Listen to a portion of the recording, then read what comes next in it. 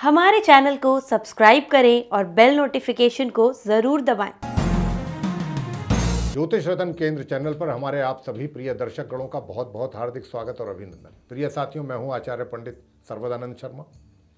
मेरी ओर से भी आप सभी को बहुत बहुत प्यार भरा नमस्कार। तो साथियों, आज हम इस वीडियो के द्वारा जो चर्चा करने जा रहे हैं इस वीडियो में, और जो जानकारी इस चर्चा के माध्यम से आप तक पहुंचाना चाहते हैं, वो है चंद्र ग्रहण। जी हाँ, इस वर्ष में यानी कि अक्टूबर में, जो इस वर्ष के अक्टूबर माह में जो चंद्र ग्रहण पड़ने जा रहा है, यूँ तो ये जो चंद्र ग्रहण है इस वर्ष का दूसरा चंद्र ग्रहण है और अंतिम है, ये भी कहा जा सकता है। तो साथियों, इसी के विषय में हम आपको पूरी जानकारी देने जा रहे हैं।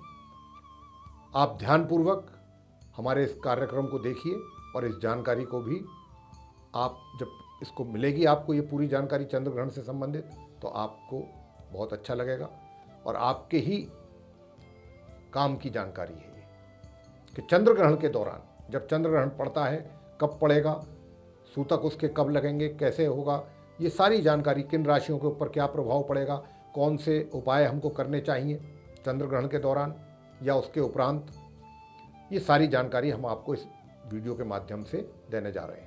तो आप इस चर्चा को हमारी ध्यानपूर्वक सुनिए, निश्चित रूप से इसका आपको लाभ प्राप्त होगा। तो साथियों, ज्योतिष शास्त्र में चंद्र ग्रहण का बहुत विशेष महत्व है। हालांकि चंद्र ग्रहण को एक खगोलीय घटना माना जाता है एस्ट्रोनॉमी के अकॉर्डिंग, लेकिन इसका धार्मिक और ज्योतिषीय दृष्टि से भी बहुत ज़्यादा महत्व है। साथियों, चंद्र ग्रहण का ज्योतिष के साथ साथ सभी राशियों पर काफ़ी प्रभाव पड़ता है, और राशियों पर ही क्यों, जनजीवन पर प्रभाव पड़ता है, पूरे पृथ्वी पर प्रभाव पड़ता है। वैसे मान्यता ये भी है कि सूर्य और चंद्र ग्रहण के प्रभाव से प्रकृति में अनेक परिवर्तन देखने को मिलते हैं, और ऐसा भी कहा जाता है कि चंद्र ग्रहण जब लगता है तब सूर्य, पृथ्वी और चंद्रमा एक सीधी लाइन में आ जाते हैं, सीधी रेखा में, और इस घटना में सूर्य और चंद्रमा के बीच में पृथ्वी आ जाती है। चंद्र ग्रहण सदैव पूर्णिमा की रात को ही लगा करता है। चंद्र ग्रहण शुरू होने से पहले ही सूतक काल आरंभ हो जाते हैं, और इस कारण वातावरण में आसुरी शक्तियों के प्रभाव में बढ़ोतरी हो जाया करती है, या दूसरे शब्दों में कहें कि नकारात्मक ऊर्जा बहुत अधिक बढ़ जाती है। इस घटना को शुभ घटना बिल्कुल नहीं माना जाता है, और चंद्र ग्रहण के समय चंद्रमा, ऐसी मान्यता है धार्मिक, कि ये पीड़ित होते हैं काफ़ी, क्योंकि जब राहु और केतु चंद्रमा के साथ किसी राशि या घर में एक साथ आ जाते हैं तो चंद्र ग्रहण लगता है। चंद्र ग्रहण के समय नकारात्मक ऊर्जा में वृद्धि होती है, जैसा मैंने कहा, और जिसके दुष्प्रभावों के कारण जीवन में मानव के अनेक परेशानियों का सामना उसको करना पड़ता है। ग्रहण का प्रभाव सिर्फ मनुष्यों पर ही नहीं, बल्कि जल, जीव और पर्यावरण, सब चीज़ों पर पड़ता है। तो साथियों, आगे हम आपको बताएंगे कि चंद्र ग्रहण के दौरान वो कौन कौन सी विशेष बातें हैं जिनका हमको ध्यान रखना चाहिए, इसके विषय में भी बात करेंगे। लेकिन उससे पहले हम आपको ये जानकारी देंगे कि ये चंद्र ग्रहण इस अक्टूबर 2023 में कब पड़ रहा है, उसकी टाइमिंग्स क्या हैं, ये सारी जानकारी भी हम आपको देने जा रहे हैं। तो प्रिय साथियों, ये जो ग्रहण है चंद्र ग्रहण, और ये खंडग्रास चंद्र ग्रहण के रूप में दिखाई देगा। ये ग्रहण आश्विन माह की पूर्णमासी को 28 और 29 अक्टूबर की रात्रि, यानी कि 28 की रात्रि होगी, 29 की, दोनों 28 और 29 की मध्य रात्रि को पूरे भारत में ये खंडग्रास के रूप में मेष राशि और अश्विनी नक्षत्र में ये पड़ने वाला है नक्षत्र, और ये अपना चंद्र ग्रहण। तो ये पूरे भारत में खंडग्रास के रूप में दिखाई देगा, और खंडग्रास के रूप में जब दिखाई देगा तो आंशिक तौर पे दिखाई देगा, मतलब आंशिक रूप में भारत में जब 28 और 29 की दरमियान रात्रि के, मध्य रात्रि को, ये 1:05 पर ये चंद्र ग्रहण शुरू हो जाएगा, और उस समय तक संपूर्ण भारत में चंद्र उदय हो चुके होंगे। चंद्रमा जो हैं वो, उनका उदय हो चुका होगा जब ये ग्रहण पड़ेगा, चंद्र ग्रहण, चंद्रमा पूरी तरह से उदय हो चुके होंगे। भारत के सभी नगरों में ये चंद्रमा, जैसा मैंने कहा कि इनका उदय हो चुका होगा। 28 अक्टूबर को शाम 4 बजे से लेके शाम के 6 बजे तक चंद्रमा जो है पूरे देश में ही, यानी कि देश के सभी नगरों में, शहरों में ये इनका उदय हो चुका होगा चंद्रमा का, 4 बजे से शाम 6 बजे के बीच में। तो ये खंडग्रास चंद्र ग्रहण जो है, मैंने जैसा कहा कि 28 अक्टूबर की रात्रि 1:05 से प्रारंभ होकर के रात्रि के 2:24 तक रहने वाला है। 2:24 पर यह समाप्त हो जाएगा। और इस ग्रहण का भारत में सूतक काल्य, जो सूतक काल होता है, वो पूरी तरह से मान्य होगा। जी हाँ, ये भारत में इसका जो सूतक काल है, हम फिर कह रहे हैं कि पूरी तरह से मान्य होगा, क्योंकि ये चंद्र ग्रहण मेष राशि और अश्विनी नक्षत्र में पड़ रहा है।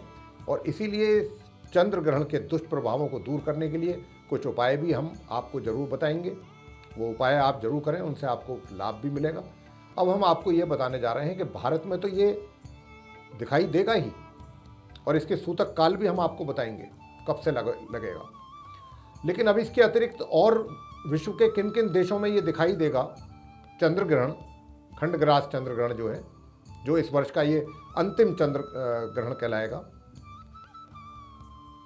ये जो है भारत के अतिरिक्त चंद्र ग्रहण और जो दिखाई देने वाला है दूसरे देशों में, ये नेपाल में दिखाई देगा, श्रीलंका में होगा, बांग्लादेश, भूटान, मंगोलिया, अफगानिस्तान, चीन, ईरान, रूस, Kazakhstan, Saudi Arabia, Sudan, Turkiye, Algeria, Germany, Poland, Nigeria, दक्षिण Africa, Italy, Spain, France, Norway, Britain, Sweden, Malaysia, Philippines, Thailand, Australia, Japan, Indonesia, Korea और ब्राज़ील के पूर्वी भागों में संपूर्ण एशिया में दिखाई देगा, और दक्षिण पूर्वी अमेरिका और उत्तरी अमेरिका के उत्तरी पूर्वी क्षेत्र, कनाडा सहित हिंद महासागर, दक्षिण प्रशांत महासागर में दिखाई देगा।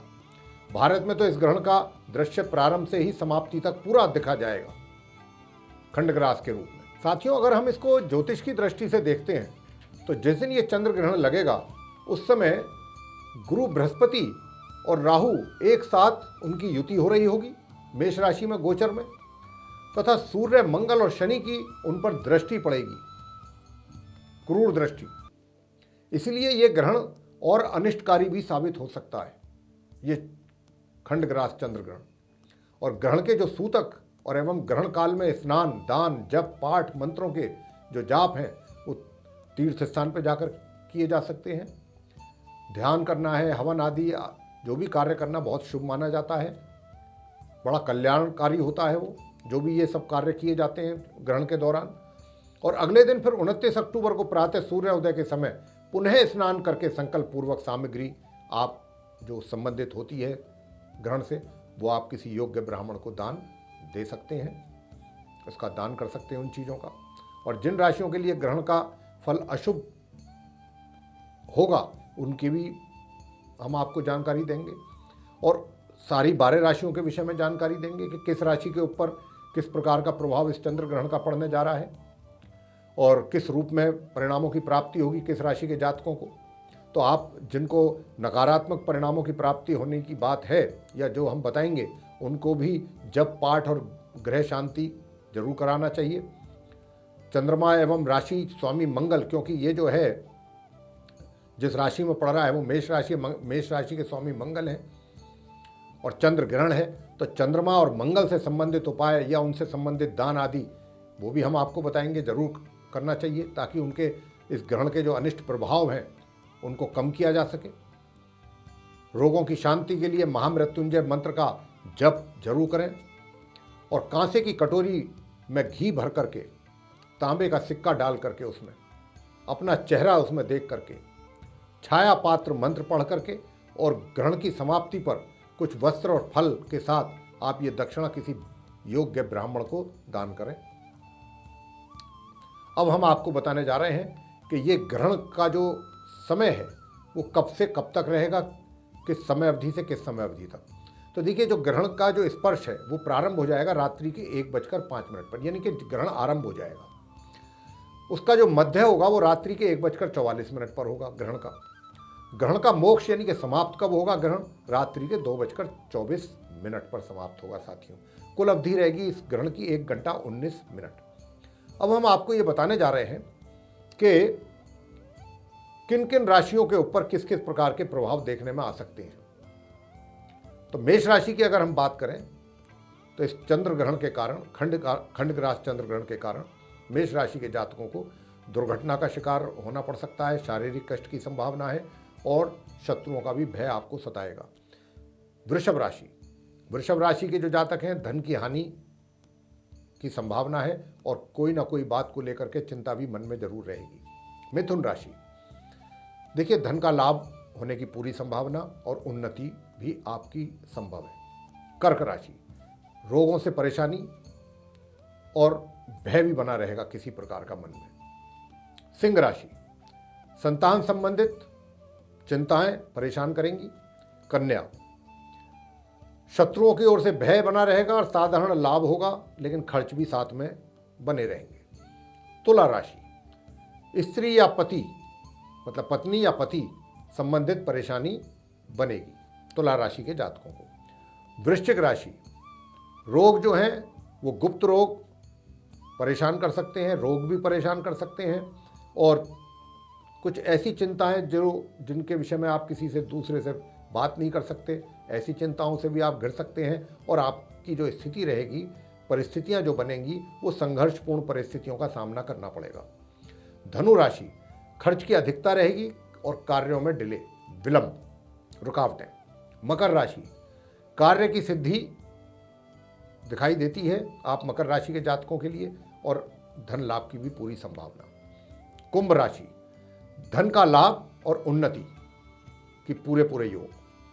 अंत में मीन राशि, जहां पर मीन राशि के जो हमारे जातक हैं उनको धन की हानि और व्यर्थ की यात्राएं करनी पड़ सकती हैं, जिनका कोई मीनिंग नहीं होगा, उनका कोई लाभ प्राप्त नहीं होगा।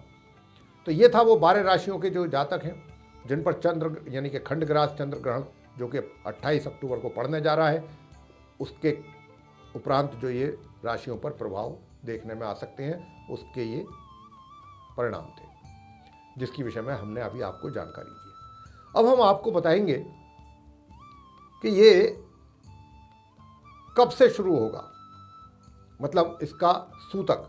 तो साथियों बता दें कि रात्रि के, जैसा हमने कहा कि ये 1:05 पर रात्रि के चंद्र ग्रहण आरंभ होगा, तो ठीक 9 घंटे पहले इसका जो है वो सूतक आरंभ हो जाएंगे। तो ये मान के चलें कि दिन के लगभग 3 बजे से इसके सूतक आरंभ हो जाएंगे। जी हाँ, 2:50 मान के चलें कि 2:50 से लेकर 3 बजे के बीच में इसके सूतक आरंभ हो जाएंगे। तब से आपको अपने मंदिरों को, जो घर में पूजा घर है उसके कपाट बंद हो जाएंगे, मंदिरों के पूजा घर को भी आपने भगवान को नहीं छूना है और इन सब बातों का बहुत ध्यान रखना है। और आपको बताना चाहेंगे कि चंद्र ग्रहण के उपरांत जब चंद्र ग्रहण समाप्त हो जाएगा तो रात्रि के 2:24 पर, तो आपको अपने पूरे घर को गंगा जल छिड़क करके शुद्ध जरूर करना है। उसी समय आपको स्नान करना है और स्नान करके भगवान का ध्यान करके भगवान को भी शुद्ध करना है, उनके मंदिर को, उनके स्थान को भी गंगा जल वगैरह से, चंदन वगैरह लगा करके, और फिर उसके बाद जो है आप अपनी बाकी की कार्यवाही शुरू करें। और अगले दिन 29 अक्टूबर के दिन, जिस दिन जैसा हमने बताया भी है आपको कि उस दिन भी स्नान करके और जो दान आदि आपने करना है, जो भी हवन वगैरह आपने करने हैं, यज्ञ करना है, वो सब आप नेक्स्ट डे यानी कि 29 अक्टूबर को कीजिएगा। और भी क्या करना है वो भी हम आपको बता रहे हैं। तो साथियों अब हम आपको वो बताने जा रहे हैं कि जो चंद्र ग्रहण के दौरान जिन विशेष बातों का आपको ध्यान रखना है, किन बातों का विशेष ध्यान रखना है, ये हम आपको बता रहे हैं। तो ग्रहण के समय किसी नए कार्य की एक तो शुरुआत बिल्कुल ना करें। ग्रहण के दौरान पूजा पाठ और ध्यान लगाना चाहिए आपको। और ग्रहण के आरंभ होने से पहले सभी प्रकार के खाने की चीज़ों में तुलसी के पत्ते आप डाल दें। ये कार्य, तुलसी के पत्ते जो हैं दिन में ही तोड़ करके रख लीजिए, रात्रि में ना तोड़ें। और ग्रहण के दौरान तुलसी के पौधों को नहीं छूना चाहिए, रात्रि का समय होगा वैसे भी नहीं छुएंगे। और ग्रहण के दौरान धार्मिक ग्रंथ जैसे गीता एवं रामायण आदि का पाठ एवं मंत्रों का जाप आपको जरूर करना चाहिए। सुंदरकांड का पाठ अगर आप करते हैं तो और अच्छा रहेगा रामायण में, क्योंकि ये भी सब धार्मिक अनुष्ठान करने से नकारात्मक ऊर्जा के प्रभावों से आपको सुरक्षा मिलती है। और ग्रहण के समय खाना खाने एवं बनाने से भी परहेज करना चाहिए। गर्भवती महिलाओं को क्या करना चाहिए? ग्रहण के दौरान बाहर नहीं निकलना चाहिए घर से, रात्रि का समय होगा, वैसे भी बाहर निकलने का कोई मतलब नहीं बनता। और क्या करना चाहिए, किस बात का ध्यान रखना चाहिए? गर्भवती महिलाओं को तेज धारदार और नुकीली चीज़ों जैसे चाकू, कैंची और छुरी जैसी जो चीज़ें हैं, इनका उपयोग उस समय पर नहीं करना चाहिए। और देवी देवताओं की मूर्तियों को भी, जैसा हमने कहा था अभी चर्चा में, कि नहीं छूना चाहिए, उनको टच नहीं करना चाहिए। और जिस समय से, जैसे हमने कहा कि दिन में 2:50 से सूतक काल आरंभ हो जाएगा, बस तभी से ही भगवान का जो मंदिर है आपके घर में, या जो मंदिरों के कपाट हैं, वो बंद कर दिए जाते हैं। आपको भी कर देने चाहिए अगर आपके घर में भी आपने मंदिर स्थापित किया हुआ है। ग्रहण की समाप्ति पर जरूरतमंदों को अन्न, वस्त्र या धन का दान आप कर सकते हैं। ग्रहण के दौरान इस मंत्र का आप चाहें तो जप कर सकते हैं। और मंत्र कुछ इस प्रकार है: ओम क्षीरपुत्राय विद्महे अमृत तत्वाय धीमहि तन्नो चंद्र प्रचोदयात। ये हो गया। और सुंदरकांड का पाठ जैसा हमने कहा आप वो करें। इसके अतिरिक्त आप, अगर आपकी शनि की 7.5 या शनि की ढैया चल रही है, तो शनि के मंत्रों का आप जरूर जप करें। ओम शम शनिश्चराय नमः, ओम प्राम प्रीम प्रौम सह शनिश्चराय नमः, ये आप करें। और क्योंकि ये मेष राशि में चंद्र ग्रहण पड़ रहा है, मेष राशि के लॉर्ड जो हैं, स्वामी जो हैं, वो मंगल हैं जैसा हमने कहा, तो मंगल से संबंधित चीज़ों का भी आप दान करें, चंद्र से संबंधित चीज़ों का दान करें। चंद्रमा के मंत्रों का आप उच्चारण कर सकते हैं। ओम सोम सोमाय नमः, ये चंद्रमा का मंत्र हो गया। मंगल के मंत्र का भी आप जप करें। ओम क्राम क्रीम क्रौम सह भौमाय नमः। दूसरा मंत्र है मंगल का, ओम अंगारकाय नमः। ये मंत्र हो गए। और जैसा हमने कहा था कि महामृत्युंजय का भी आप जाप करें। अगर कोई आप किसी रोग से पीड़ित हैं, कोई परेशानी है शारीरिक तौर पे, तो आप महामृत्युंजय के मंत्रों का भी जप जरूर करें। गीता का पाठ करें, भागवत पुराण का पाठ कर सकते हैं, गीता कर सकते हैं, सुंदरकांड का पाठ करें रामायण जी में, ये आप करिएगा। और दान की जहाँ तक बात है, आप सतनाज का दान करें, जौ का दान भी कर सकते हैं, और गुड़ का दान करें, तांबे का दान करें। और इसके अलावा लाल मसूर की दाल आप दान कर सकते हैं। चंद्रमा से संबंधित चीज़ें जैसे सफ़ेद लिक्विड जी, जैसे दूध है, ये आप दान कीजिएगा। दूध, दही वगैरह ये सब चीज़ें ये आप दान करिएगा। भगवान शंकर जी की पूजा करें जा करके, नेक्स्ट डे आप उठ करके। तो ये सब आप इस तरीके के कार्य जो हैं करेंगे, तो उससे क्या होगा कि चंद्र ग्रहण से संबंधित जो नकारात्मक ऊर्जाएं हैं, उनसे निश्चित रूप से आपको सुरक्षा कवच मिलेगा। और अगर आप किसी धार्मिक स्थान पर जाकर के, कहीं हरिद्वार है या किसी भी धार्मिक स्थल पर जाकर के, ऋषिकेश है, हरिद्वार है, जहाँ पर भी जाकर के आप गंगा स्नान करें, और वहीं पर भी ये आप कर्म कर सकते हैं, उसका भी बहुत अत्यधिक पुण्य प्राप्त होता है। तो मेरे प्रिय साथियों, ये थी चर्चा खंडग्रास चंद्र ग्रहण को लेकर के, जो इसी महीने के अंत में पड़ने जा रहा है 28 अक्टूबर को। उससे संबंधित चर्चा को लेकर के हमने आपके साथ ये जानकारी साझा की है। आशा करते हैं ये जानकारी आपको पसंद आई होगी। अगर आपको पसंद आई है तो इसको लाइक ज़रूर करें, चैनल को सब्सक्राइब करना भी ना भूलें। अधिक से अधिक मात्रा में वीडियो शेयर करते हैं तो दूसरे लोग भी इस जानकारी का लाभ ले पाएंगे। और इसके अतिरिक्त आप जो भी हमारे वीडियोस बनते हैं एस्ट्रोलॉजी के टॉपिक पर, अगर आप चाहते हैं कि उनकी नोटिफिकेशन और वे वीडियो सीधे आप तक पहुंच पाएँ, तो फिर बेल आइकन को ज़रूर प्रेस करें। तो मेरे प्रिय साथियों, इसी के साथ अब हम अपनी वाणी को यहाँ पर देना चाहेंगे विराम, और अपने आप सभी प्रिय श्रोतागणों से भी लेना चाहेंगे इजाज़त। तो इसी के साथ आप सभी का सहृदय बहुत बहुत धन्यवाद। जय माता दी।